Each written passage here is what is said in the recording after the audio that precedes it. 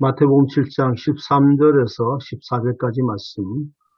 좁은 문으로 들어가라. 멸망으로 인도하는 문은 크고 그 길이 넓어 그리로 들어가는 자가 많고 생명으로 인도하는 문은 좁고 길이 협착하여 찾는 자가 적음이라. 아멘. 아멘. 본문은 마태복음 7장 13절부터 14절인데요. 좁은 문으로 들어가라 이렇게 되어 있습니다. 상황에 대해서 먼저 말씀드리면 본문은 이제 위치상 산상 설교 결론 부분의 이제 첫 부분에 해당되고 있습니다. 그 배경에는 마태 공동체가 이제 겪었던 갈등과 관련되어 있는데 주후 80년경에 유대교 회당들과 불편한 관계에 있었고 또 반율법주의자들 또 과도한 바울주의자들로 인해서 교회 내적 문제가 있었다는 상황과 연결되어 있습니다. 이런 상황에서 예수님의 그 산상수훈은 새로운 율법일 뿐만 아니라 혼동스러운 그 시대 상황 속에서 삶의 윤리적인 지침이요 대안으로 제시되었다고 볼 수 있습니다. 마태는 위선적인 서기관과 바리새인보다 낫지 못하면 천국에 들어갈 수 없다고 단언하고 있습니다. 선한 행실도 없이 입술로만 주여 주여 부르는 거짓된 신앙인은 천국에 들어가지 못할 것이라고 경고하고 있습니다. 오히려 예수님의 참 제자라면 착한 행실을 통해 하늘 아버지께 영광을 돌려야 함이 마땅하다고 우리에게 가르쳐주고 있습니다.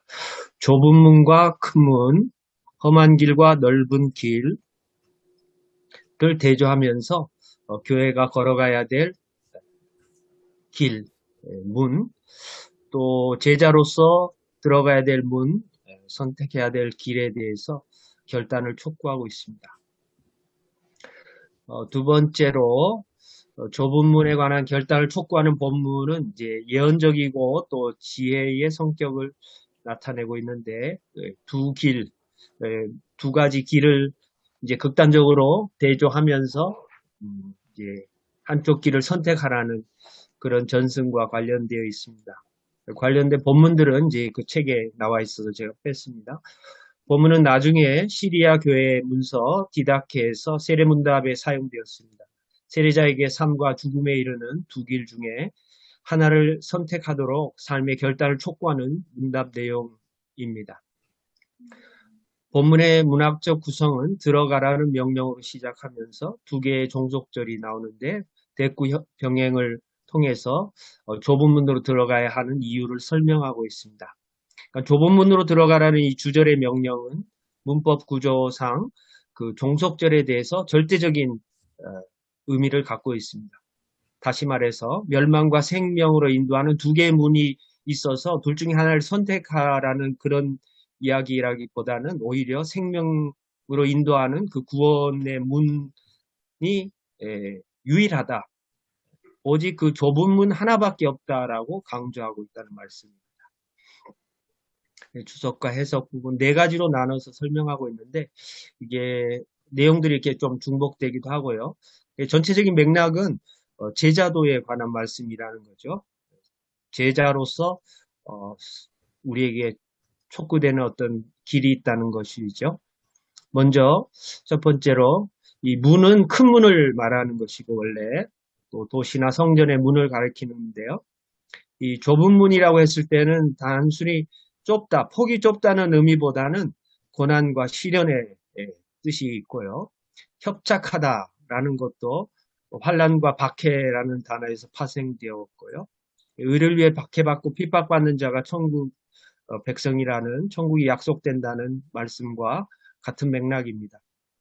좁은 문은 그 문을 통과하는 과정에서 어려움과 고난을 이제 함축하고 있기 때문에 엄중한 제자도의 말씀이기도 합니다.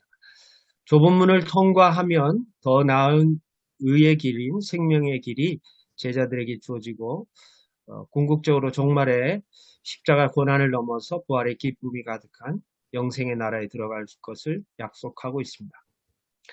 넓은 문을 구하고 찾았던 악인들은 그들의 열매로 인해 다 찍혀서 불에 던져질 것이라는 경고를 이제 연결해서 종말론적으로 이해할 수 있습니다. 두 번째, 세 번째 맥락도 비슷한데요.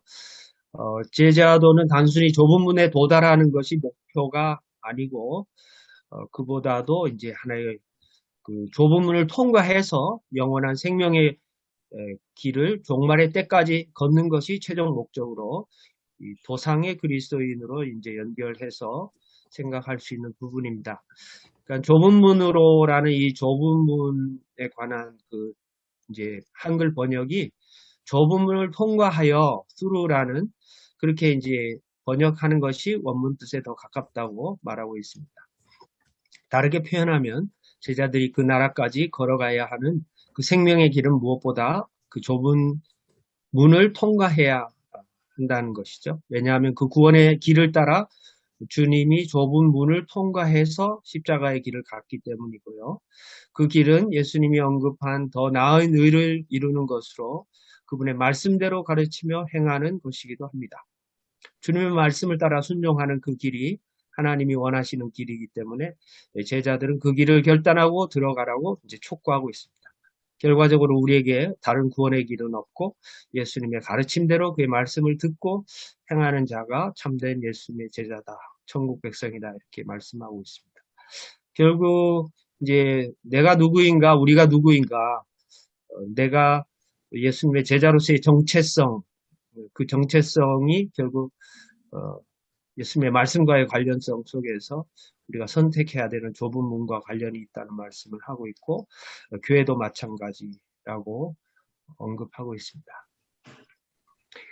그럼 소수자들만이 좁은 문을 통과해서 생명의 길로 들어가는가? 그렇다고 말을 하고 있죠. 그것을 찾는 자들이라는 말에서 우리가 알 수 있는데 찾고 발견한다는 말은 누구에게나 그것이 늘 가능하지 않다는 뜻이고요. 많은 이들이 그 길을 찾으려고 해도 하나님 뜻이 아니면 발견할 수 없다는 뜻이 포함되어 있기도 하죠. 많은 사람에게 그럴싸하게 보이는 크고 넓은 길이 더 나은 의를 이루는 길이 아니라고 말씀합니다. 유대교 회당의 서기관들과 바리새인들이 가르치며 인도하는 그 길은 실상 멸망으로 가는 길일 뿐이다. 라고 말하고 있고요. 주님의 몸된 교회 안에서 어느 때든 거짓 예언자들과 불법을 행하는 이들이 공동체를 미혹하며 마치 경건한 이들인 양 행동하고 있는 그런 모습에 대해서 비판적인 관점을 갖고 있습니다. 그들은 율법을 무용하게 여기며 그럴싸하게 권능을 행하거나 많은 말로 가르치기도 합니다.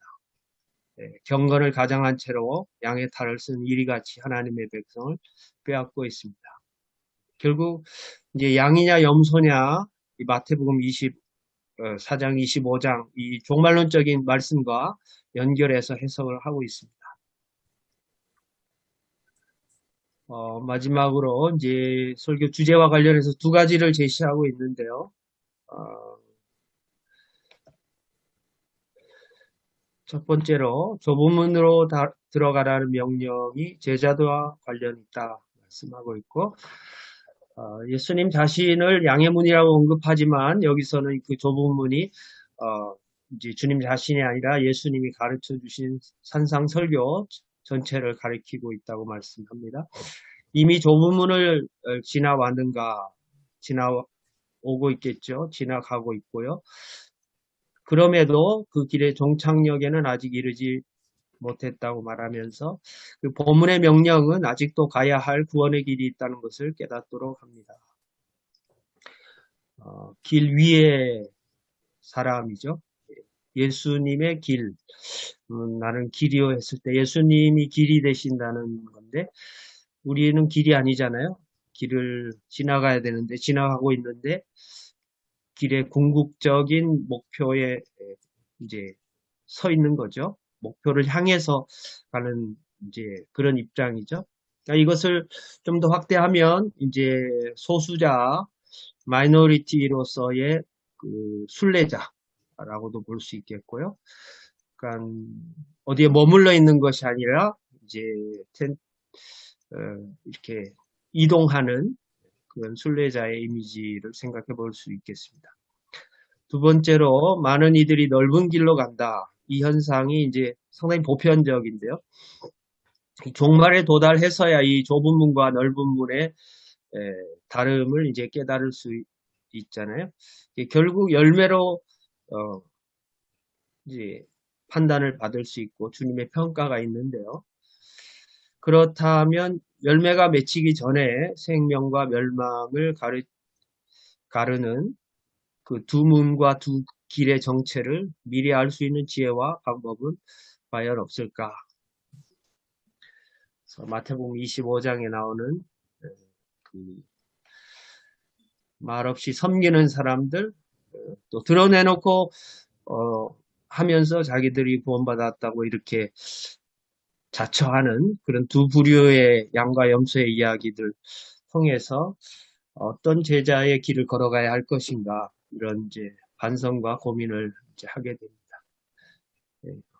제 발전이 여기서 마치겠습니다.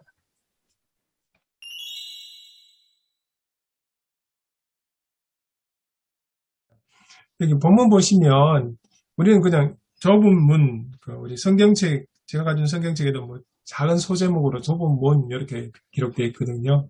그 내용, 성경 본문을 가만히 읽어보시면 좁은 문만 있는 게 아니고 그 뒤에 길 이야기도 나오거든요. 그죠? 그 그러니까 넓은, 큰 문, 크고 넓은, 큰 문, 그리고 넓은 길. 이렇게 대비되게 나오거든요. 오늘 우리 예배와 강단 쪽에도 그 내용이 풀어서 설명해 주셨는데, 그죠? 제가 그러니까 이해하기로는 좁은 문이 있고, 그 길을 이어서 좁은 길이 있고, 그리고 마지막에 도착하는 그런 형식으로 이제 예배 강단 설명해 주셨더라고요. 그렇다면, 여기서 좁은 문이 뭘 의미하고, 그 좁은 길이 뭘 의미하는지, 그걸 조금 이야기를 나눠봤으면 좋겠습니다. 좁은 문, 좁은 길, 무엇을 의미하는지, 그리고 넓은 문과 넓은 길이 무엇을 의미하는지, 우리 예배 강단에서는 이제 넓은 문과 넓은 길에 대해서는 마태 공동체하고 다른 이제 대립 관계, 갈등 관계에 있던 두 그룹이 나오지 않습니까? 하나는 서기관과 바리새인 그룹, 또 하나는 공동체 내에 있던 반율법주의자와 극단적인 바울 추종자들, 그걸 염두에 두면 좁은 문과 좁은 길에 대한 이해를 조금 구체적으로 할 수 있지 않을까, 그런 생각이 듭니다. 근데 그 앞에 발제도 했지만 보면 그 좁은 문과 넓은 문이 양자택일의 문제가 아니라고 이렇게 하잖아요. 그러면서도 좁은 문은 또 제자도를 말씀하는 거다, 종말론적으로 그렇게 하고 있는데, 제가 이제 저기 서울 그루터기회 안영석 목사님 설교를 들었거든요. 이 부분에 대해서. 이 목사님은 그 목사님도 양자택일의 문제가 아니다. 우리 앞에 좁은 문이 있고 넓은 문이 있다, 이렇게 보는 게 아니라, 여기서 이제 찾는 자가 적다라는 말에 이제 착안을 해서 예배 강단도 그 찾는 거를 발견하다라고 얘기하는데, 원어로 보면 마태복음 13장의 그 감추인 보화를 발견하잖아요. 네, 발견하다 이렇게 돼 있는데, 그 발견하다와 좁은 문을 찾는 말하고 같은 단어로 썼다고 그러시더라고요. 그러니까 이 사람들이 좁은 문을 찾을 수 없기 때문에 넓은 길로 간다 라고, 그러니까 생명으로 인도하는 길을 이렇게 쉽게 찾을 수 없어 갖고 넓은 길로 갈 수밖에 없는 상황이다, 이렇게 풀어서 말씀을 하시더라고요. 그러면 이 예배와 강단하고 약간 결이 좀 다르잖아요. 그래서 이걸 어떻게 접근해야 될까, 그런 고민하면서 제가 들어왔습니다. 여기서 보면 좁은 문은 생명으로 인도한다 그러잖아요.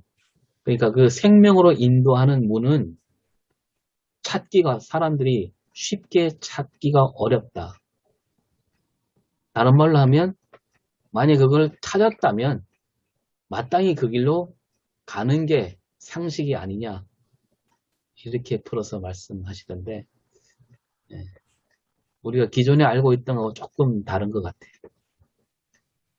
마태복음 13장 그 하나님 나라 비유하고 이제 연결시킬 수 있다면 오 목사 말씀 것처럼 그 이야기 적어도 두 개 나오지 않습니까? 하나는 농부가 밭을 갈다가 뭐 보화를 찾지도 않고 그냥 자기 밭에서 꽁꽁 열심히 일하고 있다가 우연히 발견하는 거고, 그러면 하나님 나라는 막 자기가 추구에 찾아서 되는 것이 아니라 발견되는 거고, 이제 그게 생각나고, 또 하나는 진주 장사는 정반대 케이스 아니겠습니까? 최고의 진주를 찾아서 계속 그 최고의 진주를 찾아서 온 사방 돌아다니고 추구하고 하는 그 하나님 나라 비유는 우연히 발견되는 것이 아니라 그렇게 찾아가는 거. 그래가지고 오히려 이게 생각할 게 참 많다는 생각이. 발견된다는 좁은 길로 가라는 것은 내가 찾아서 가는 게 아니고 좁은 길이 나에게 오고 또 나에게 발견되는 것, 그건 아마 다들 동의하지 않을까 생각이 들고요. 근데 그게 이제 선택으로 본다 할지라도, 그렇다면 나는 왜 이걸 선택했느냐. 그냥 막연히, 이거는 그냥 큰 길이니까 안 가고 나는 그냥 좁은 길로 가겠다. 그런 게 아니잖아요. 그죠? 그래서, 이 좁은 길에도 뭔가 우리가 정말 발견할 수 있는, 어떤 뭔가 좋은 게 있지 않을까. 그렇게 이제 판단을 해서 가는 거니까, 근데 이제 많은 사람들은, 그런 걸 보지 못하고 그냥 따라가는 거죠. 그러니까 선택의 문제를 할지라도 이 좁은 길에 생명이 있기 때문에 간다는 거죠. 조금 전에 해주셨던 말씀들을 한번 다시 또 선택인가 뭐 필연인가 그 말씀을 덧붙이자면, 들어가라 그렇게 말씀하셨지 않습니까? 들어가라. 단순히 뭐 이렇게 해라, 선택해도 좋다는 게 아니라 들어가라고 하는 건 제자들에게 대한 어떤 명령이거든요. 어떻게 보면 선생으로서 주님으로서 들어가라고 하는 건데, 그거 들어가라고 하는 말씀을 한번 이해가 되겠다 그런 생각이 들고, 그 다음에 지금 이렇게 좁은 문이 시작이 아니다. 출발점은 될 수 있지만 문을 들어갔다고 해서 끝나는 것이 아니고 계속하는 여정 속에 있다. 그러니까 앞으로도 좁은 문을 선택했더라도 그 문은 계속해서 길이 좁을 수가 있다는 거죠. 그래서 좁을 수가 있고, 그래서 그 좁은 문이라고 해서 여기 전에 주석에서는 고난들, 예수를 따르는 데서 오는 고난이라든지 비난이라든지 이런 것들이 지속적으로 영광의 길이 아니라 그런 길로 계속해서 이게 끝나지 않을 수도 있다는 거죠.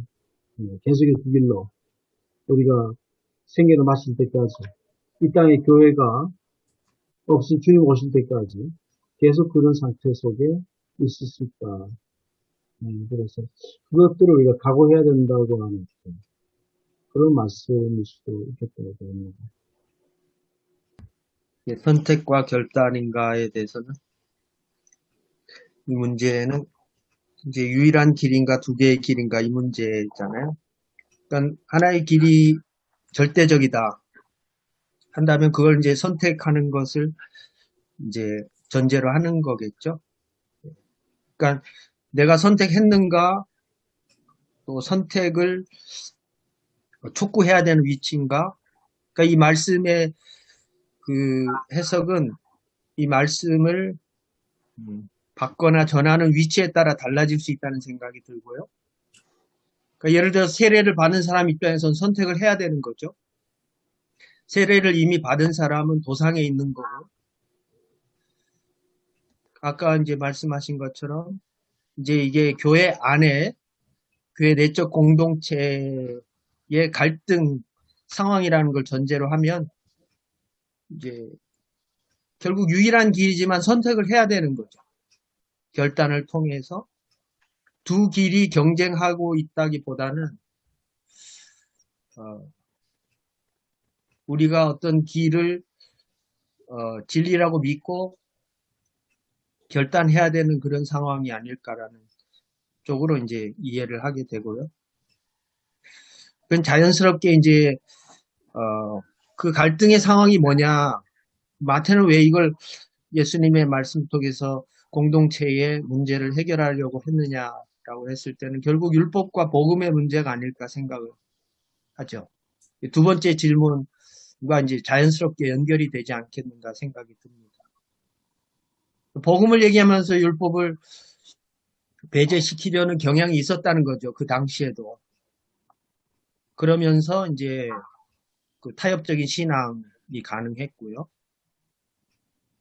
또 무조건 문자적으로 지키면서 자기 프라이드를 강화시키는 그런 사람 역시 또 예수님 입장에서 보면 더 나은 의를 추구하라는 입장에서 그건 그렇게 하지만 실제로는 그거보다 더 깊은 어떤 그 경건의 생활을 또 다른 길로 제시를 하고 계신 걸 보면 자연스럽게 두 번째 질문으로 넘어가면 좋지 않겠나 생각이 듭니다.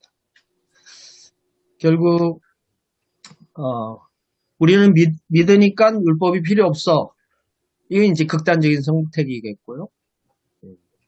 그러니까 우리가 이제 갈등하는 지점은 그럼 어디까지인가? 이 과도성을 빼버리면 그 어느 지점에 우리는 좁은 길을 가야 할 것인가?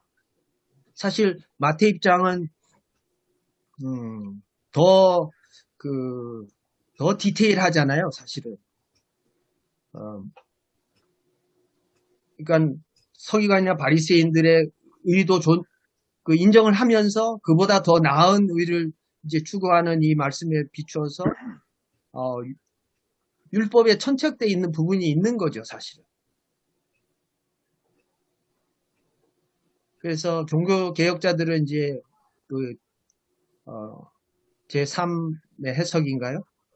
뭐 그런 표현 한 것 같은데요. 깔뱅, 율법의 예. 제3사요.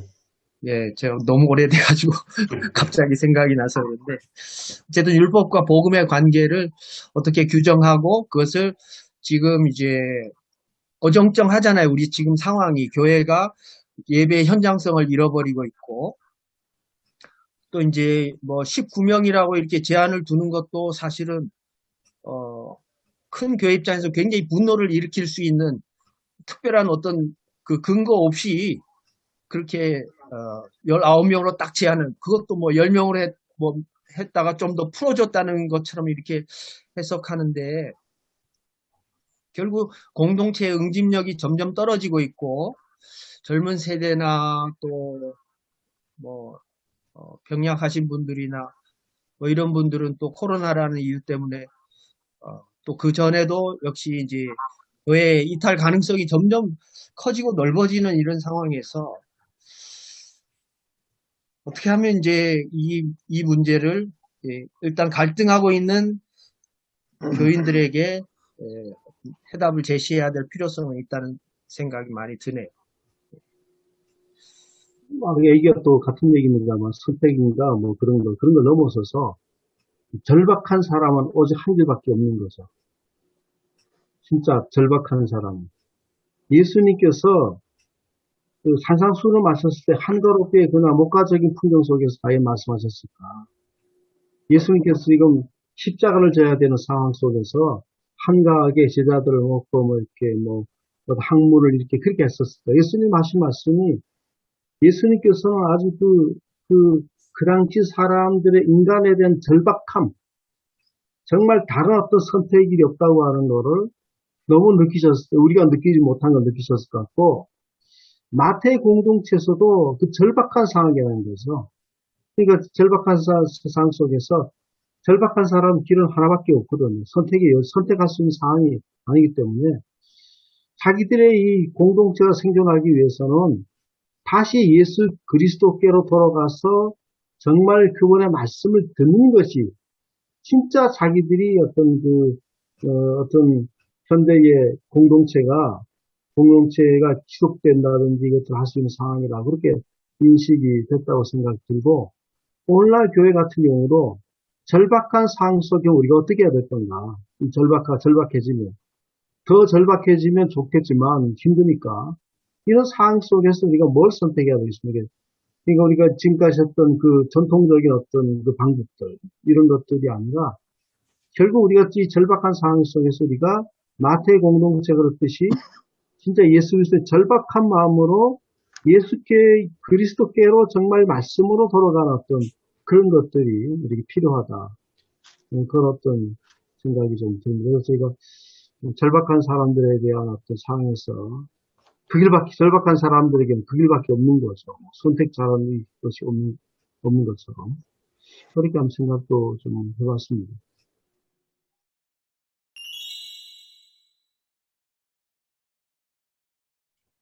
제가 오 목사님 말씀 들으면서 생각난 게 이건 좀 구분을 해야 되지 않을까 싶습니다. 지금 이 마태 공동체하고 또 그 안에 갈등을 일으켰던 그룹이나 아니면 밖에 서기관과 유대 그 바리새인들이나 다들 하나님을 아는 나름대로 하나님을 섬기는 사람들 그룹이지 않습니까? 근데 우리 상황에서 보면 우리나라의 현재 상황을 보면 그 큰 그룹은 하나님을 모르는 그룹이 있죠.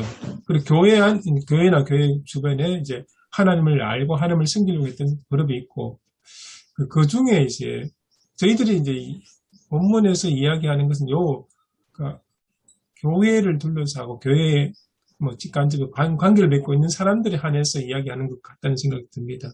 그래서 그 좁은 문이라는 것도 이제 그러니까 올바른 신앙, 바른 생명의 길을 가는 그런 그룹을 이야기하는 게 아닐까 그런 생각이 듭니다. 그럼 교회만 왔다 갔다 하고 그렇게 하면서 더불어서 이렇게 이렇게 살아가는 그룹을 저는 오히려 넓은 문을 해서 넓은 길을 가는 분이라면 정말 예수 그리스도께서 뭘 가르치고 뭘 원하시는지 그걸 찾고 거기에 순종하면서 살아가는 게 좁은 문을 가는 길이 아닐까 그렇게 제 나름대로 그렇게 구분을 지어봤습니다. 큰 그룹은 아예 이제 예수님에 대해서 전혀 하나님에 대해서 모르는 그룹이 따로 있고 그렇게 나눠봤습니다. 그 마태 공동체를 생각하지 말고 예수님께서 하신 말씀 그대로를 우리가 본다면 좁은 문으로 들어가라고 하는 것은 결국 예수를 따르라고 하는 어떤 그런 메시지라고 볼 수 있거든요. 그래서 예수 그리스도를 따르는 것 자체가 결국은 유대교 안에서 결국 그 예수를 따른 좁은 문으로 가는 거죠. 예수님도 결국은 십자가를 좁은 문으로 들어가셨지 않습니까? 좁은 길로 가셔서 아무도 선택하지 않은 고난의 길로 가셨는데, 결국은 좁은 문이라고 하는 거는 선택의 여지가 아니다. 선택의 여지가 아니고 거기에만 생명이 있기 때문에 예수님도 십자가를 통해 통하지 않으면 생명이 없기 때문에 우리에게 생명을 주시기 위해서 그 길로 들어가신 거죠. 좁은 길로 걸어가셨고, 결국 우리에게 무슨 풍성한 열매를 많은 사람 맺게 해주셨다고 본다면 예수 그리스도를 따라가는 것이고, 산상수를 보면 예수를 따라가는 건 뭔가? 예수를 따라가는 것은 오늘 주제 설명인 오늘 그 설교 메시지 부분에도 말씀했지만 지금까지 해서 산상수훈의 말씀을 통해서 새로운 예수 공동체가 그 속에서 이루어지도록 하는 것. 그러니까 유대교의 공동체나 회당 중의 공동체나 다른 것과 달리 그런 마태 공동체로 우리가 다시 한번 그걸 때 예수님의 그것을 가져와 본다면 마태 공동체도 생존의 문제가 걸려 있다는 거죠. 그러면 마태 교회가 생존하기 위해서는 어떻게 해야 될까? 아주 그냥 치열하게 고민한 끝에 결국 예수님께서 하셨던 산상수훈의 말씀이 이루어지는 공동체로 되는 것. 이것이 우리가 선택하는 것이고, 거기가 공동체가 이제 사는 것이고, 거기에 생명이 있다, 교회에 생명이 있다라고 본다면, 다시 연결을 해보면, 오늘 우리 상황 속에서 그 말씀을 가져온다면, 지금 우리가 이제 교회가 생존의 문제에 직면해 있습니다. 우리 농촌교회 같은 큰 교회는 뭐 당분간 부자도 망해도 3년 간다는 말처럼 뭐 그렇게 할 수 있지만 농촌교회는 그러니까 농촌교회가 정말 교회가 교회를 회복하기 위해서는 우리가 다시 예수 그리스도의처럼 좁은 문으로 들어가는 것이 진짜 교회가 사는 길이고 생명을 얻는 길이다. 그렇게 한번 연결을 지어서 생각해 볼 수 있겠다. 그렇게 생각이 듭니다. 아까 최영재 목사님 말씀에 따르면 이제 그렇게 보는 거죠. 크게 보면 예수 믿는 사람이 있고 안 믿는 사람이 있는데 예수 믿는 길이 좁은 길이고 좁은 문이고 또 이제 예수 믿는 공동체 안에서 봤을 때 율법주의자들이나 또는 극단적인 바울주의자들 이런 사람들은 좁은 문을 발견하지 못하고 넓은 길로 가는 신앙을 추구하고 있다. 그렇게 보면 되지 않을까요? 네, 그렇게 보였습니다. 그러니까 깨어있는 신앙이라는 의미도 저는 많이 공감이 되거든요. 그러니까 우리 신앙생활을 이제 자기 이제 평소 느낌대로, 그다음 자기 이렇게 편한 대로 하다 보면 은연중에 자기도 모르게 신앙생활을 한다고 하지만 교회 다닌다고 하지만 그 바깥 사람하고 그리스도인하고 구분이 안 되는 그런 상황이 벌어지지 않습니까? 그런 상황에서 깨어있다는 것, 그러니까 어떻게 보면 좁은 길을 간다는 말은 깨어있지 않으면 그 길을 갈 수 없는 그런 상황이 아닐까 그런 생각이 들었습니다. 저는 선택 얘기 계속 하는데 그게 선택 아닌가요? 이 문제는 선택이 아니라고 얘기를 하시긴 하시는데 지금 두 길, 그다음 두 문, 그다음 두 무리가 나오거든요. 큰 무리, 작은 무리. 그리고 결국은 두 목적지가 나와요. 생명이냐 멸망이냐. 이게 저는 계속 본문 보면서 저는 선택 쪽을 계속 생각을 했었거든요. 결국은 저희들이 그 길도 두 길이 있는데 그 중에 하나, 그리고 문도, 근데 그 문들이 계속 길과 문과 무리하고 목적지가 계속 연결돼 있잖아요. 저는 이 본문 볼 때마다 전 자금성이 생각이 납니다. 제가 중국에 있었기 때문에 자금성을 여러 번 갔었거든요. 근데 맨날 똑같아요. 보는 게 사람들 따라서 가운데로 쭉 가다 보면 똑같기 때문에 하루는 제가 좀 시간이 남아가지고 혼자 자금성을 갔거든요. 입구에 딱 문에 들어서자마자 전체를 쫙 훑었어요. 근데 똑같이 또 이 사람들 사람 엄청 많거든요. 이 사람하고 똑같이 이 길을 걸어가야 되나?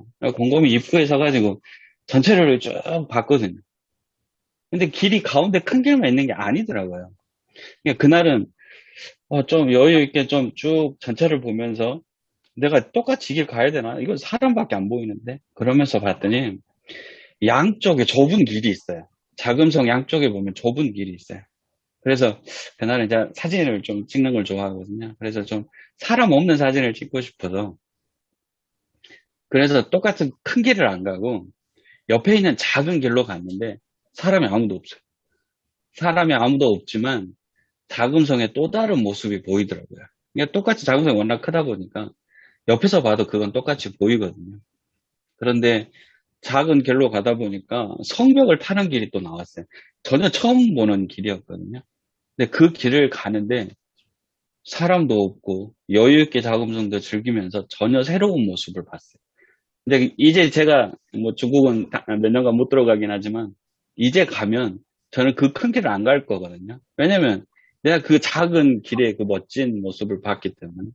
그래서 전혀 그 사람들 똑같이 보면 깃발 들고 똑같이 그 길을 가요. 그냥 아무 생각 없이 가는 거죠. 근데 조금만 여유 있게 이렇게 봤더니 작은 길이 보였고 그 길이 힘들긴 해요. 사람들이 안 다니다 보니까. 길 찾기도 막 중간에 어디로 가야 될지 모르고 막 그러긴 한데, 그 길을 가다 보니까 전혀 다른 길을, 그 자금성의 모습이 보였고, 사람이 안 가긴 하지만 너무 멋진 모습이 있었거든요. 그래서 이제 다음에 갈 때는 내가 이 길을 가지 않을까. 근데 제가 그 길을 갔더니 뒤에 몇 명이 따라오더라고요.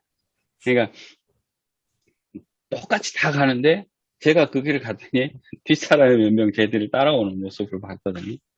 아, 이게 우리들의 모습이 아닌가. 그래서 그러니까 이 좁으면 넓은 길 할 때는 항상 자금성이 생각이 나요. 내가 봤던 자금성의 모습이. 그러면서 제가 찍었던 그 자금성의 전혀 다른 그 모습이 보이면서, 아, 이게 이 길이 아닌가. 결국은 끝에 똑같이 가거든요, 이렇게. 결국은 가는데. 그래서, 아, 좀 이게 여기 선택이 아니라고 예배 강단도 얘기하지만, 결국은 저는 선택 아닌가. 남들이 가는 길에 안 가는 것도 제 선택이고, 분명히 힘든 길이지 않았는데도 그 길을 가는. 그리고 이제 다음에 제가 가게 된다면 저는 분명히 좁은 길을 가거든요. 왜냐하면 그 길을 가봤기 때문에. 그래서, 아, 이런 모습으로도, 그러니까 저는 선택적으로 계속 생각하는데 이제 계속 보면 선택이 아니다라고 이야기를 하고 있어서 제가 지금 잘못 생각하고 있는 건가. 아니면 성도님들에게는 힘들고 어렵지만 그래도 이 길을 선택해야 되지 않겠습니까? 요즘은 다 중도 얘기하잖아요. 이것도 아니고 저것도 아니고 그냥 가운데만 가는 게 제일 좋다고 이야기하는데 그건 우리가 생각하는 그리스도인의 모습은 아니지 않는가. 그래서 좁은 길, 그 다음에 좁은 문, 그 다음에 작은 사람이 가는 것, 이제 그곳이 생명의 길이며, 아, 이렇게 연결을 해야 되지 않을까라고 저는 그렇게 생각하거든요. 그러니까 그렇다는 겁니다. 좀 다른 엉뚱한 생각이 들어가지고 결국은 좁은 문으로 들어가라고 저희들이 설교를 해야 되잖아요, 이번 주에. 좁은 문을 가고 계십니까?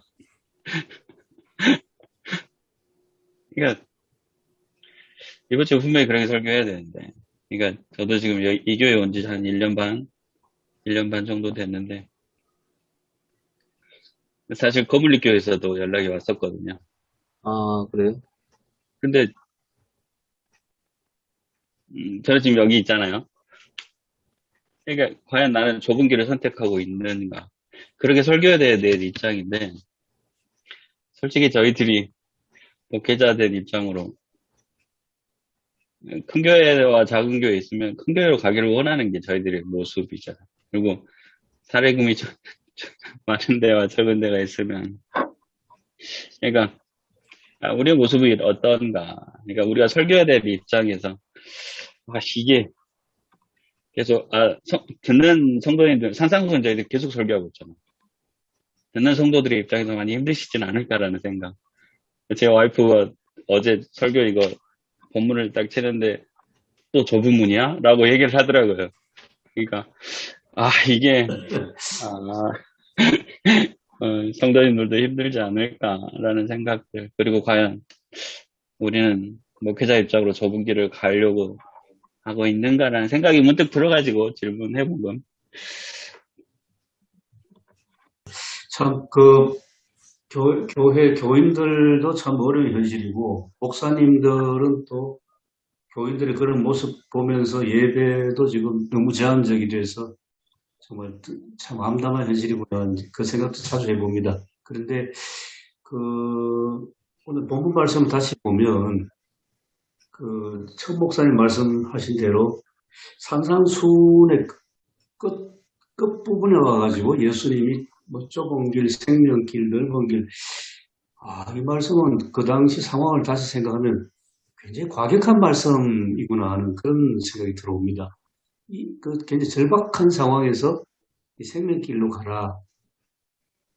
그래서 이제 마태 공동체, 아까 주석 작업하신 것을 다시 생각하면, 제10으로 표현하면, 이 구조화된 종교, 유대교, 그리고 권력화된 권력의 맛을 본 종교 지도자들, 그리고 권력의 맛을 보니까 로마 식민지 상황에서 이 종교 권력과 정치 권력이 이제 결탁하는 이제 그런 상황에서 살아가는 거의 모든 사람들 그런 상황에서 예수님께서 생명길 좁은 길로 가라는 것은 그 말씀을 하셨을 뿐만 아니라 결국은 예수님 자신이 그 길로 가서 결국 십자가에 달리시잖아요.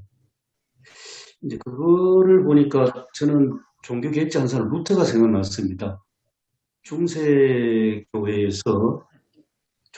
끝자락에서 어쨌든 루터는 여전히 이 종교가 이미 권력화된 지는 옛날이고, 그리고 그 종교 권력과 정치 권력, 이게 서로 이제 주고받는 이제 그런 상황에서 이제 성직자가 된 젊은 루터가 이 로마서 1장 7절에서 이제 뭐 하여튼 번개불을 맞아가지고 우리식으로 생각하면 좁은 길, 생명길을 발견하고 그리고 이제 개혁자의 길로 나섰는데 정말 계란으로 바위치는 그런 거 아니겠습니까? 그런데 이제 루터를 그림으로 그려놓은 게 있는데 여기 보면 루터가 설교 강단에서 설교를 할 때에 한 손으로는 왼쪽 손은 성경 본문 말씀을 짚는 거고 오른손으로는 십자가에 달리신 그리스도를 짚거든요. 그걸 이제 사람들이 해석할 때에 결국 중세 시대 교회가 영광, 뭐 교황의 영광이랄까? 그리고 정치 권력 이런 어떤 기독교를 제대로 이제 십자가의 길로 인도하는 이제 성경과 예수 십자가 이제 그런 걸로 이제 해석을 이제 많이 하고 있는데, 그다음 한국 교회로 들어오면 한국 교회는 제가 이제 요새 경안노회록을 열심히 봅니다. 경안노회 안동 지역이죠. 보면 60년대부터 굉장한 큰 변화가 있는데 부흥회를 엄청나게 많이 해요. 교회마다. 부흥회를 하는데 패턴이 딱 보이는 게 50년대까지 형편없는 그 교회 건물을 새로 짓는 겁니다. 시멘트 사업이 막 발전하니까 시멘트로 교회 새로 건축하고 예배당을 좀 크게 건축하니까 그 다음에 내 집을 채우랍니다. 그 예배당 건축하고 교회에 사람 많이 모이게 하고 이게 도시교회뿐만 아니라 안동이라는 지역도 결국 물량주의로 가는구나. 한국교회가 물량주의 길을 걷는 게 도시도 그렇고 농촌도 그렇고 꼭 같이 그 상황에서 물량주의를 쭉 걸어오다가 지금은 교회 이렇게 통일 구조를 보면 이미 구조화되고 권력화되어 있지 않습니까? 그리고 이제 권력화됐다는 것은 또 이제 돈까지 같이 쥐고 있다는 건데 그런 현실에서 예수님 말씀 좁은 길로 가라 그 길이 생명길이다 하는 것은 결국 우리 현실에서 코로나19 시대로 모든 사람들이 어려운 상황인데 결국은 이 어떤 종교가 권력화되고 종교 권력과 정치 권력이 서로 맞물려 돌아가는 이 구조를 어떻게 할 것이냐 하는 그 굉장히 좀 심각한 말씀으로 저는 그래 좀 받아들여집니다.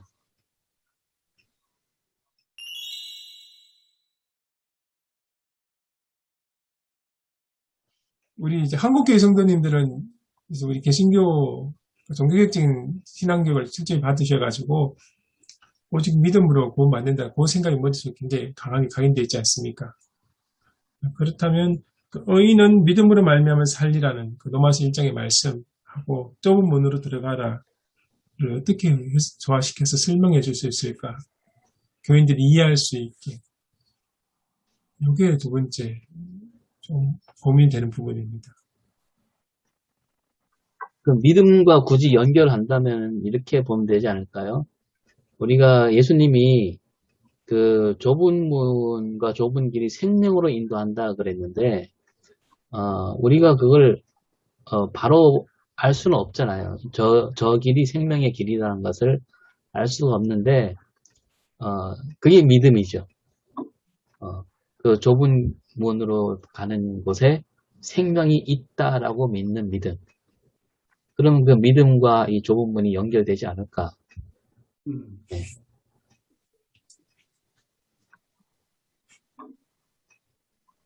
저는 그 우리나라 교회 성도들이 그 믿음이라는 개념을 받아들일 때 굉장히 그 지적인 동의라는 차원에서 많이 이해를 하시는 것 같아요. 그 예수님께서 2000년 전 우리 죄를 위해서 십자가에 달려 죽으셨다. 그걸 동의하시거든요. 근데 동의하는 건 괜찮은데 이제 문제는 그게 내 삶에 무슨 의미인지까지는 연결이 안 되시는 것 같아요. 근데 그걸로 그렇죠. 그렇게 그걸 동의하면 나는 구원받았다. 그렇게 딱 단정을 하시거든요.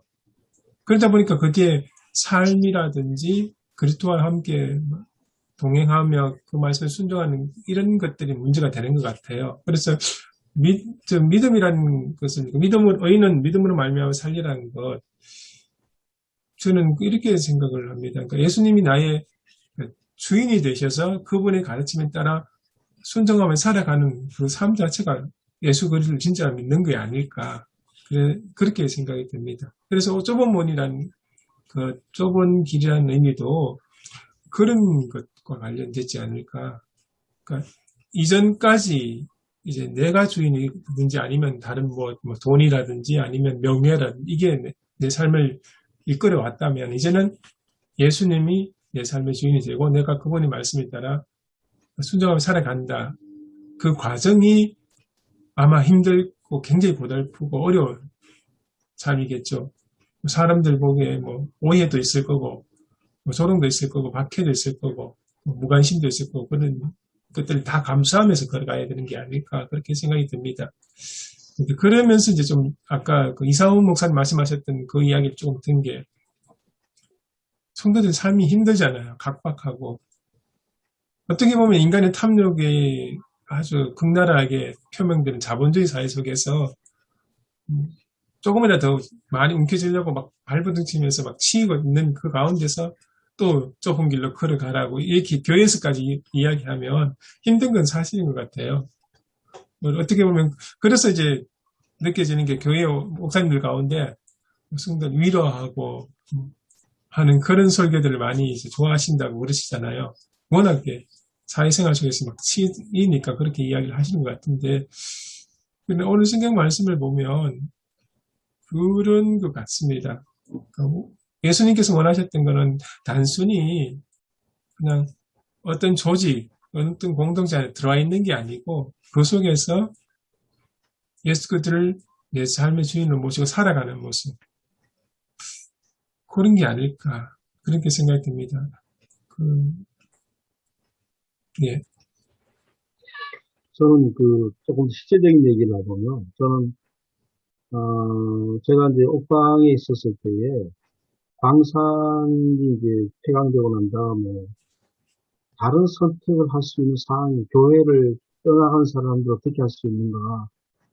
그때에 선택할 수 있는 방법 하나가, 우리가 약한 사람들이 이제 협동조합을 만드는 거, 공동체로 우리가 해야 된다. 혼자가 아니고. 그렇게 해서 이제 협동조합을 시작을 했었고, 그 다음에 한국의 농촌이 무너지는 상황 속에서, 우루과이 라운드로 무너진 상황 속에서 어떻게 우리가 지켜내야 될 건가.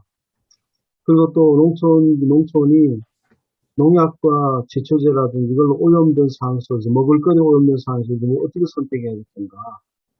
그때는 선택하는 것들이 굉장히 힘든 상황이죠. 그러나 그 선택밖에는 다른 선택을 찾을 수가 없었어요. 그래서 그때부터 유기농을 시작해서 그때에 이제 처음에 그때 똑같이 그 당시 상황 속의 교인들 중에도 그때는 약초 재배하고 농사가 잘 되어서 돈을 좀 많이 번 분들에게도 앞으로 유기농 해야 된다. 그렇게 해야 우리가 농촌 살고 개인 자기도 살고 산다. 그렇게 마을도 산다고 했을 텐데 그분들은 그걸 버리기가 힘들어 하더라고요. 그분들이 그냥 한 해 농사 지금 수입이 들어오니까 나중에 이제 한 10년, 20년 지나니까 이분들은 더 이상 땅은 점점 나빠졌습니다. 계속해서 제초를 치고 농약을 치니까 땅은 점점 척박해지고 그러다 보니까 더 투여가 많이 들어가는 거죠. 투여되고 그러나 유기농을 시작했던 분들은 이제 공동체 유통을 하면서 계약 재배도 하고 약정도 하고 그래가지고 그분들은 자기 약정량을 생산하면 어느 정도는 수입이 보장될 수 있는 걸로 이제 바뀌어졌거든요. 그리고 지금 그분들은 해마다 농사를 뭐죠? 이렇게 걱정되는 상황에 땅은 점점 나빠지고 농사가 안 되고 이런 상황이 이제 되고 있는데 제가 지금 여기 와서는 이 마을에 그 마을이 꽤 거의 농촌 지역이에요. 그냥 굉장히 폭이 넓어요. 거의 논농사가 주위에 다 하고 있는데 이 상황은 알아요. 굉장히 이게 제초제가 아니면 농사가 안 된다는 상황은 제가 알고 있거든요. 그래서 교인들한테도 그 옥방에 있을 때는 막 그 길밖에 없다 그러고 심지어는 그 길 때문에 오히려 교회를 막 시험 들어가 교회 안 나온 분들 계셨어요. 그 길은 진짜 죽음의 길이다 막 강하게 그렇게 젊었을 때니까 강하게 설교했거든요. 여기서는 그렇게 하지 못하겠더라고요. 상황을 아니까. 왜냐하면 지수제 없으면 농사가 안 되거든요. 자체가. 안 되는 상황이니까.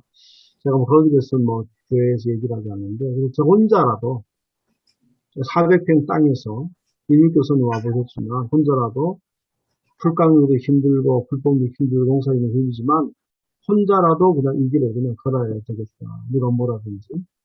그렇게 해서 지금 해서, 또 주위에 아직까지는 뭐, 동조하는 분들 많이 없는데, 주위에 분들이 가게 되면, 동조를 하는 분들이 늘어나지 않겠나 생각해요. 계속 또 얘기하는 거죠. 교인들한테도 왜 그렇게 되는 건가. 계속 설득하고 설명하고. 그런데 저는 이제 영락교회하고 제가 94년도부터 도농 직거래를 사실 20년 동안 했는데 그때는 제가 농촌교회가 신학생 시절도 그렇고 농촌에 가는 목사들이 올바르고 그렇고 살아있고 하는 목사라고 생각을 했었거든요. 또 그런 그룹 속에 있었고요. 그런데 제가 이제 영락교회하고 대형교회 아니겠습니까? 명성교회 이전에. 그 교회 갖고 들어가 보면서 하면서, 제가 생각을 많이 바꿨습니다. 변화가 온다는 것은, 그 도시교회는 도시교회 나름대로 목회가 힘들고 어려운 상황입니다. 어떤 기준이 있는 게 아니라는 거죠.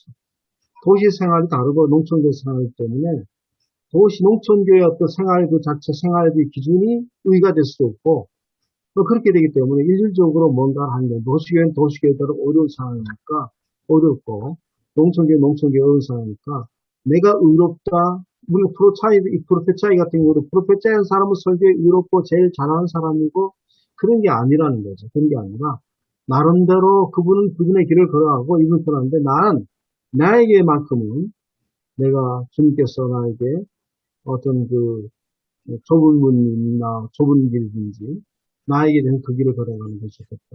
그래서 그런 생각을 들고요. 예수님도 기존의 교회들을 완전히 엎으실 생각을 하셨겠는데 그럼 성전도 안 들어가셨겠죠. 그러니까 그 길을 감으로 다른 사람 따라오길 원했지만 결국 그게 안 됐지 않습니까? 그래서 우리가 교회가 지금 그런 상황이지만 오늘 우리 교회에서 내가 있는 교회에서부터 그런 것들이 좁은 문으로 들어가는 것들이 된다면 또 이렇게 따라온 사람들이 생겨날 것이고, 그렇게 되지 않겠나, 그런 생각이 좀 듭니다.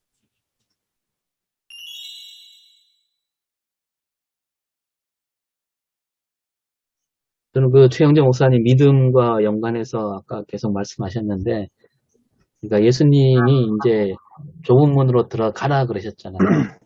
이제 그렇게 말씀하셨는데, 말씀도 그렇게 하시고, 또 예수님이 가신 길도 좁은 문으로 가는 길이었고, 그래서 그 믿음이라는 것은, 예수님을 믿는다는 것은 예수님이 가신 길, 그 길을 그대로 따라가면 거기가 생명으로 인도하는 길이라고 믿는 믿음이죠. 그러니까 제가 믿음에 대해서 우리 교인들하고 여러 차례 많이 나눴는데 믿음이 옛날에 있었던 역사적 사실을 확인하는 게 그게 믿음이 아니다. 그건 사실이지 어떻게 그걸 사실을 믿을 필요가 있냐. 사실이 그냥 확인만 하면 되는 거지.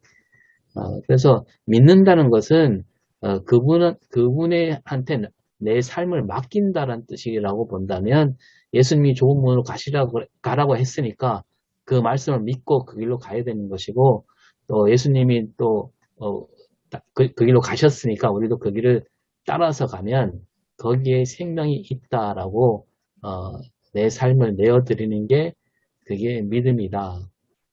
그렇게 그런 쪽으로 접근해야 되지 않을까 생각하고 있습니다. 저는 산상수훈회가 그냥 우리 교회로서 적절한 어떤 때에 이 말씀들을 이제 소개하게 됐다고 생각하고, 그 교회가 제가 봤을 때 교회가 굉장히 심각한 상황이었습니다. 갈등이, 오랫동안 그 갈등들이 심각한 상황이었는데, 그래서 우리가 그러다 보면, 이제 교회가 흔히 말 전도의 문이 막힌다 그러잖아요. 전도의 문도 막혀, 물론 망육받고 여는 건 하나님이 하시는데, 또 이런 상황, 전도가 안 되는 상황 속에 이제 있는 그런 상황이 있었어요. 굉장히 심각한 상황이었습니다. 그때 우리가 지금 해야 될 거는 옛날엔 교회가 굉장히 활발하게 이게 교육, 그 목사님이 굉장히 목사를 위해서 굉장히 어떤 것들을 많이 했었어요. 뭔가 복지사업도 하고 뭔가를 많이 했는데, 그런 것도 굉장히 중요하지만, 아직도 우리 교인들이 그때에 옛날에 정말 한때 교회가 부흥했었던 그런 것들이 아직 젖어 있거든요, 현실. 그래서 우리가 뭔가를 해야 하는 이런 상황에서 할 수도 없지만, 뭔가를 하는 것이 중요한 것이 아니라, 교회가 교회되게 하는 게 중요하다. 교회가 정말 우리가 예수 그리스도의 말씀으로 돌아가서, 많은 사람을 포용하고, 상대방의 좀 다른 것도 인정해주고, 또 그 얘기도 들어주기도 하고, 누구든지 교회에 들어와도, 교회가 잘 그들과 함께 수용할 수 있는 어떤 그런 교회가 되면 좋겠다는 얘기를 제가 해서 하고, 만일 기초하는 분들이 지금 들어오거든요. 그러면 있던 분들이 기득권을 가지고 수용하지 않고 그런다든지, 새로운 분이 오면 특이한 일들이 좀 이렇게 행동하는 특별하게 보고 거기 얘기하면 결국은 그분들 교회 더 이상 여기에 머물러 있을 수 없는 거죠. 그래서 저는 그 산상수훈의 교회를 어떻게 회복할 수 있는가. 우리 교회 절박한 상황입니다. 지금도 갖고 있는 문제가 그런 일이기 때문에.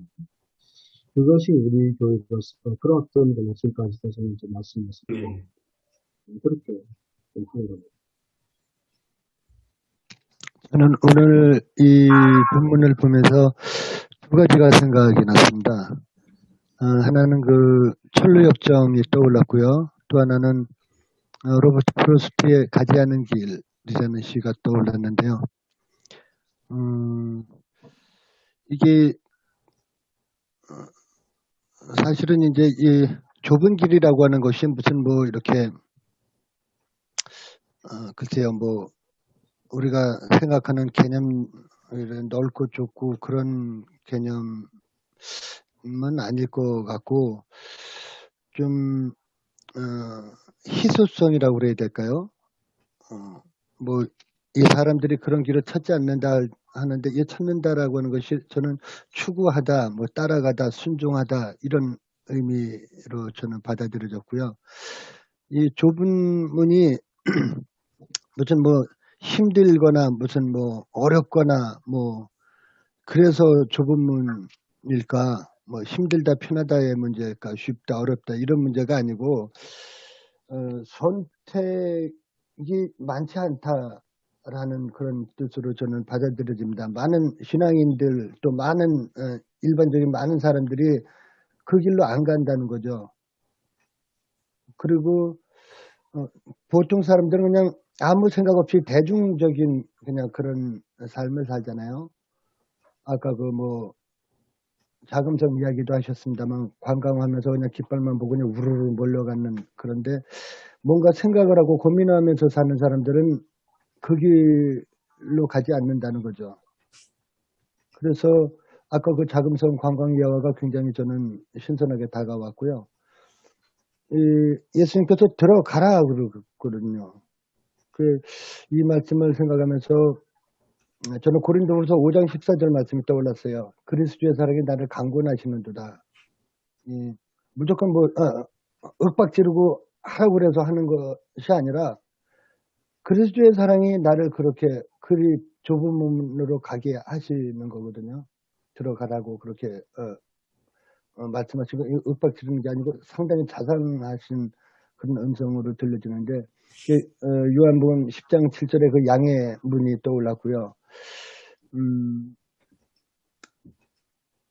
하여튼 오늘 좀 어렵기는 하지만 본문이 짧으면 짧을수록 또 어떤 땐 또 더 어렵더라고요. 이게 많으면 그냥 여기겠다, 저기겠다면서 주저리 이렇게 그냥 하는 시간은 참 설교 시간이 잘 때워지는데 이 짧은 본문은 진짜 어려운 것 같고 하여튼 좀 고민이 됩니다. 그래서 저는 제목 만약에 한다면 가지 않은 길이나 그 사랑이 나를 이나 이렇게 둘 중에 하나를 선택해야 되겠다 그런 생각을 했습니다. 저는 그 좁은 길 생각하면 자꾸 떠오르는 게 깨어있음이라는 생각이 자꾸 듭니다.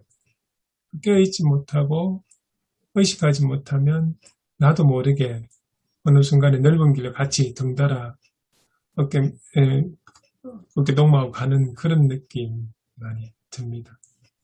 마치 자전거를 타다가 자전거를 깨어있어서 잘 운전하지 않으면 넘어지는 것처럼 그런 생각도 많이 들어요. 보네프네, 보네프. 아마 지금 이삼원 목사님 잠깐 나가셨는데 아까 큰 질문을 하고 나가셨잖아요. 그 질문을 들으면서 제가 질문을 못했던 버거움이 거기 있었구나라는 생각이 들고요.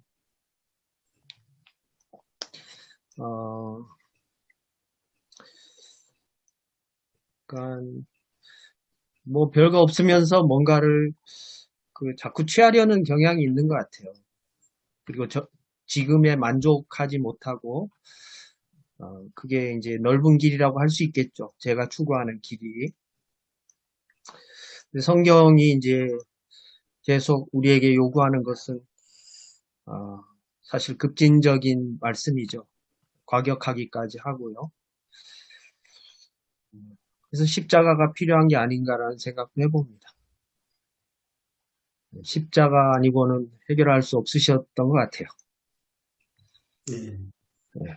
그래서 저도 이제 내가 왜 자꾸 소비자가 되려고 하는가 이런 이제 질문을 하거든요.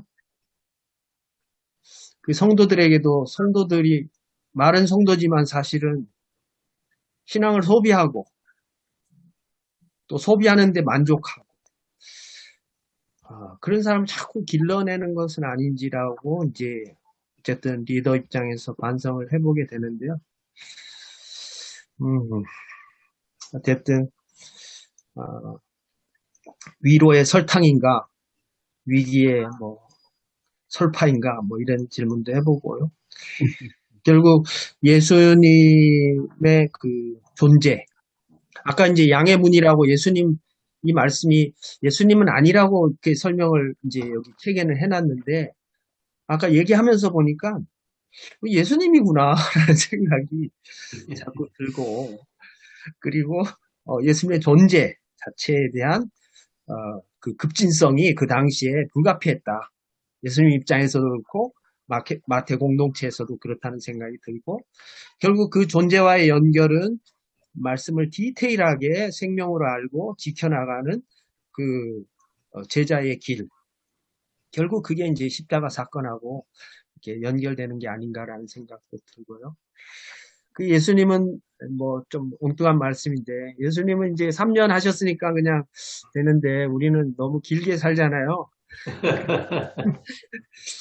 이 좁은 길을 얼마큼 갈 수 있을지 저는 진짜 여기 들어와 계신 분들 앞에는 제가 그래도 교회가 좀 몇천 명 되는 교회는 아니지만 그래도 이게 큰 걱정 없이 지낼 수 있는 교회니까 그게 참 죄송한 마음이 있고 그렇다고 우리 교회가 뭔가 이렇게 꾸려가지고 좀 더 좋은 일을 하기에는 또 능력이 좀 적다는 생각이 들고 그래서 이게 좀 딜레마에 이제 빠져 있는데 우리가 큰 교회를 가가지고 능력을 얻어가지고 더 좋은 일, 더 많은 일을 해야 되나? 이런 이제 유혹이 계속 있는 거죠.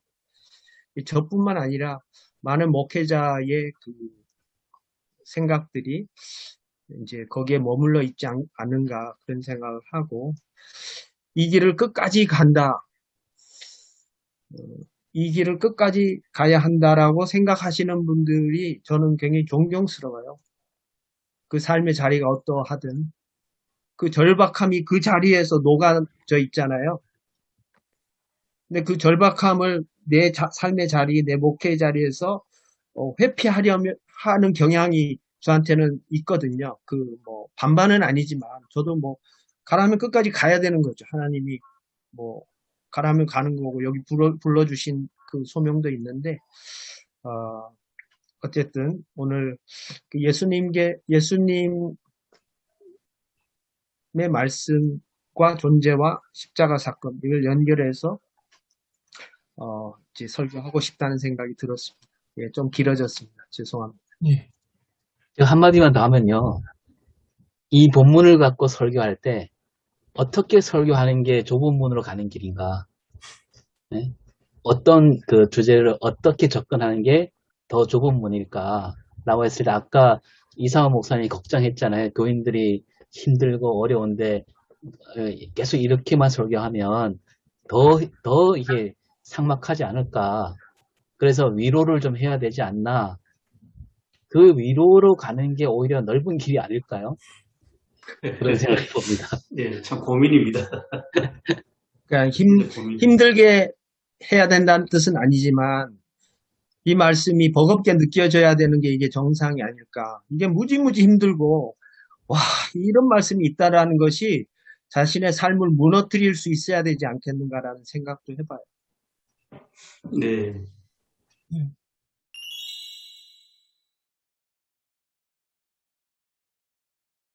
사랑의 하나님 아버지, 오늘도 저희들을 하나님의 말씀으로 인도해 주시고